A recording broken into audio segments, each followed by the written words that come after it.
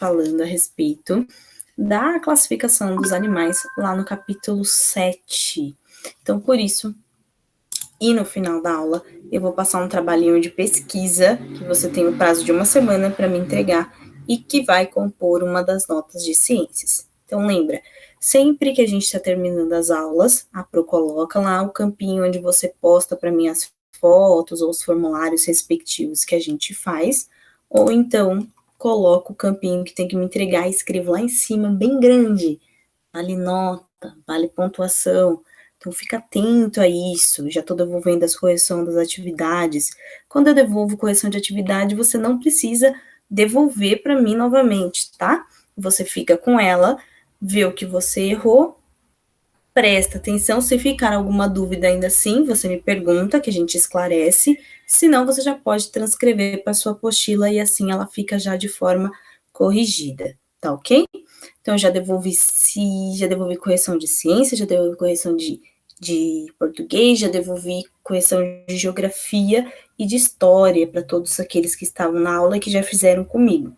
Quem não está acompanhando as aulas ao vivo, acompanhando por aqui a gravação, fica atento aí, acompanha, me manda, interage comigo para eu saber se você está conseguindo acompanhar direitinho todos os conteúdos, tá ok? Então, vamos lá. A gente vai voltar a falar aqui, então, a respeito da classificação dos animais. Então, nós vamos da página 331 até a página 346. Então, nós paramos, fizemos até o super desafio e agora a gente vai entrar no assunto de classificar os animais propriamente dito. Né, a gente começou primeiro lá no início falando sobre animais terrestres, animais aquáticos, né? E agora a gente vai aprofundar um pouquinho mais os nossos conhecimentos nessas classificações, né? Então a gente começa falando com os répteis, sobre os répteis. Então a primeira coisa que você tem que ter na sua mente, o que significa essa palavra réptil? Réptil faz referência a todo e qualquer animal que rasteja, ok?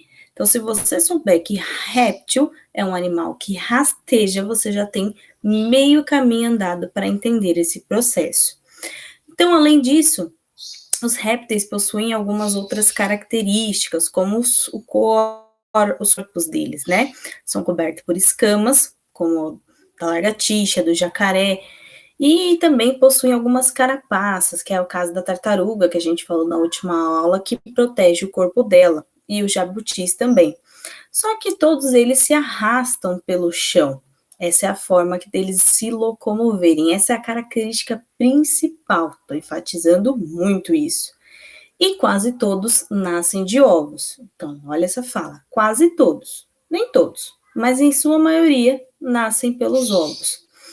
Então, a gente também tem os que vivem pela terra e na água, em formato dos répteis.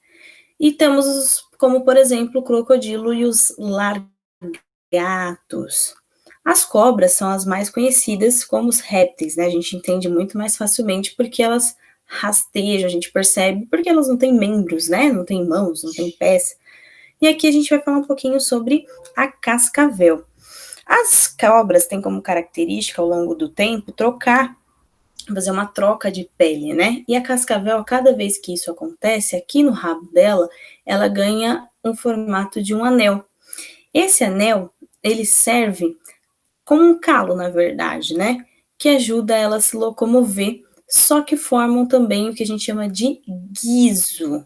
Esse guizo na cascavel, toda vez que ela vai atacar alguém, ela produz um barulho. O barulho desse guizo nada mais é igual um chocalho de criança. Se você já ouviu um chocalho, se você já teve um chocalho, é muito semelhante ao barulho que o guizo, que é isso que está esse calo, esse formato de anel que está no rabo da cascavel, produz.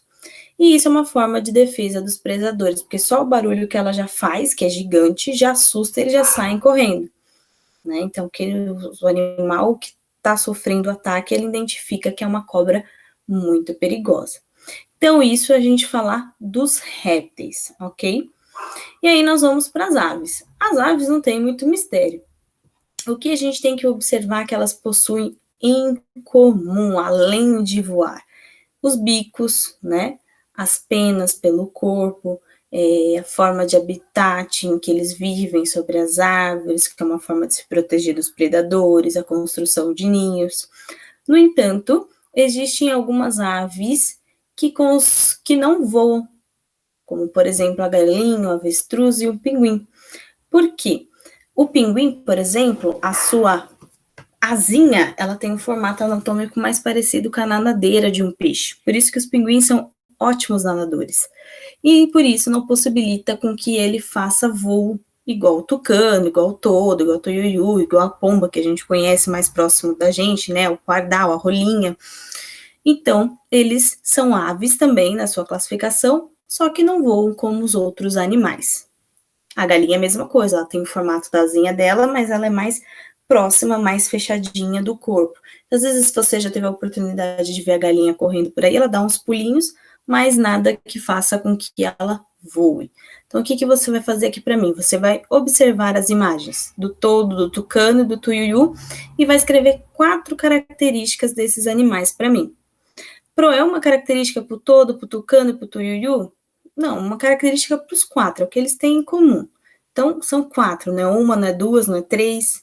Ah, posso escrever mais de 4? Mais pode, menos é que não pode, ok? Aqui embaixo ele vai falar sobre as características, do acredite se quiser, são algumas curiosidades a respeito do pinguim, que a gente já conversou bastante, né?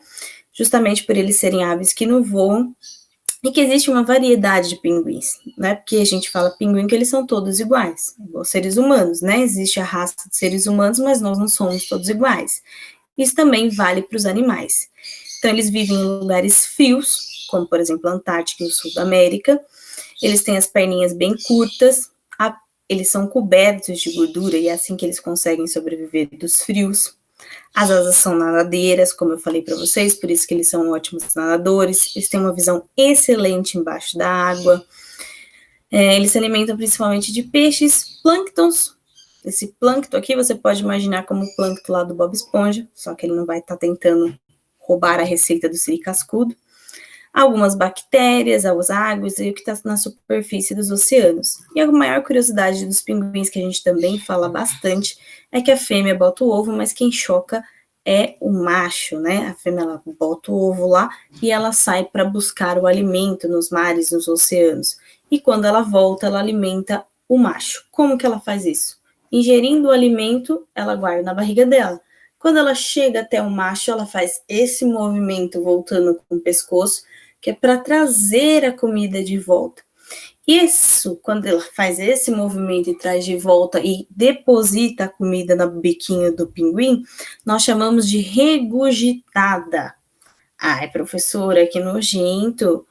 Não é nojento, né? No mundo animal isso é muito comum acontecer. Às vezes a gente já pegou a bala da nossa mãe que estava chupando, chiclete, pirulito.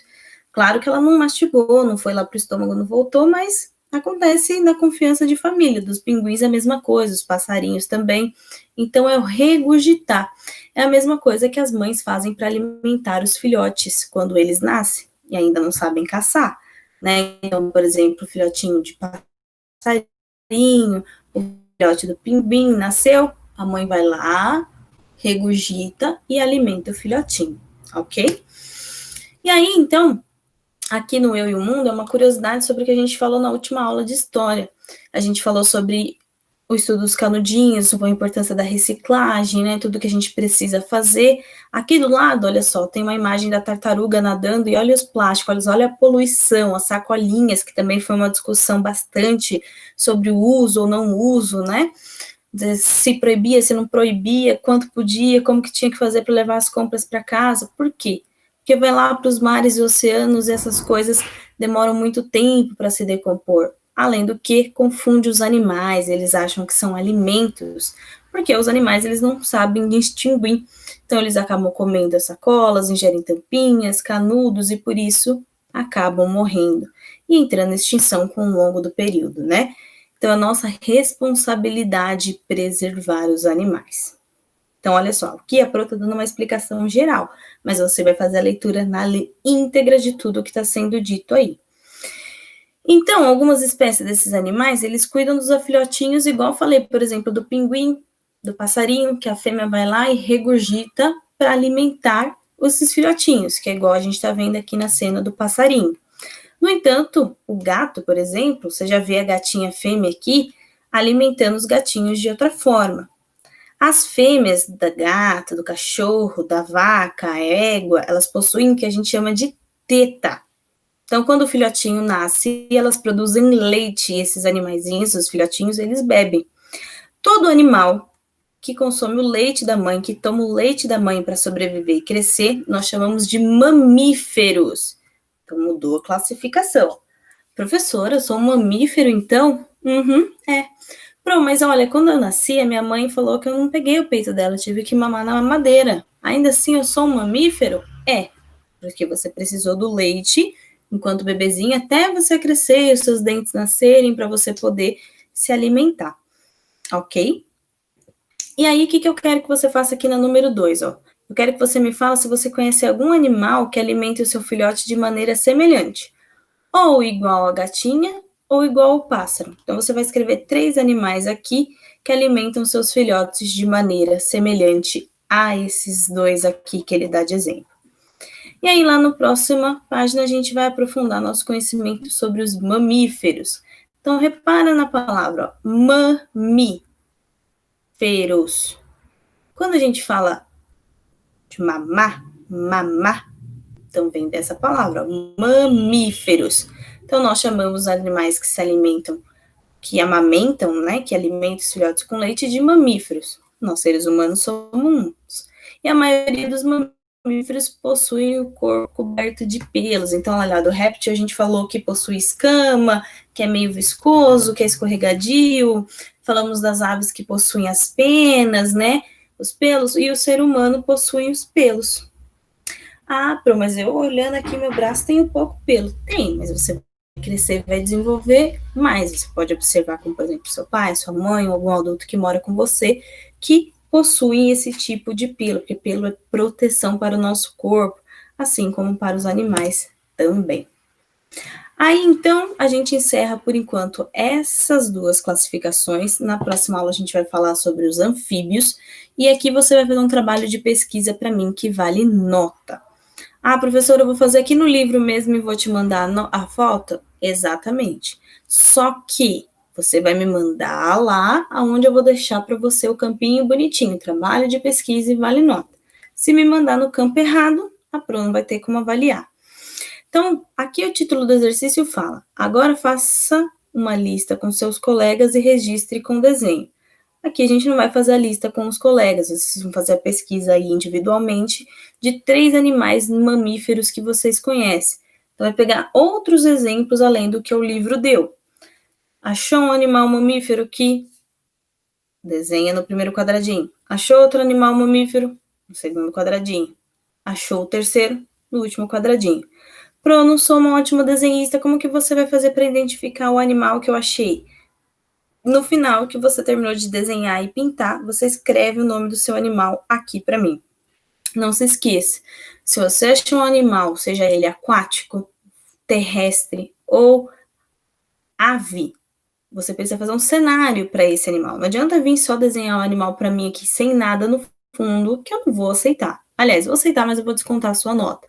Então, se você fez um animal aquático, ele precisa estar no habitat natural dele. Precisa ter água ao redor dele.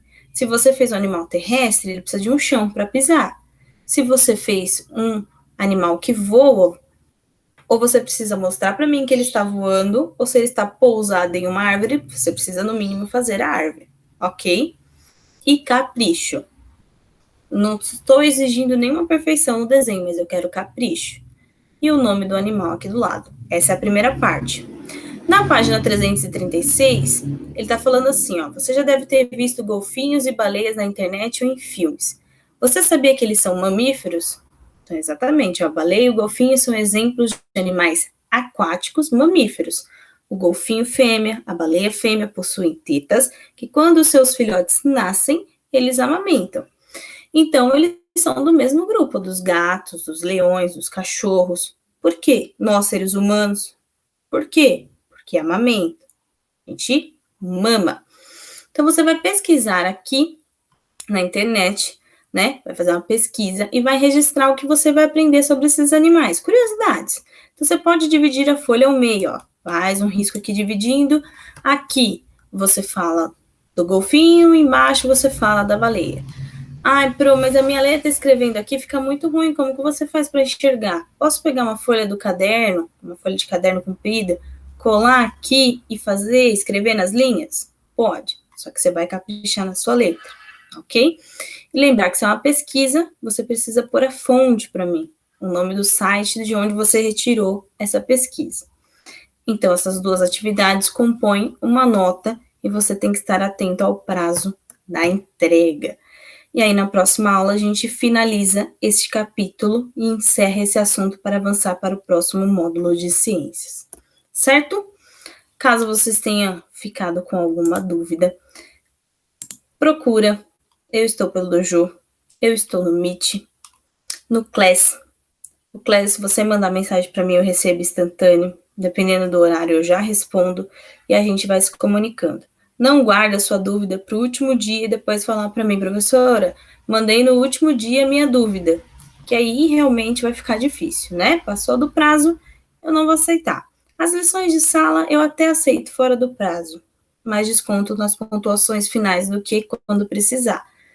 Mas atividade que vale nota, não aceito fora do prazo. Fecha o sistema, certo? Então, bom estudo, aproveita, capricho. Um beijo e até a próxima aula.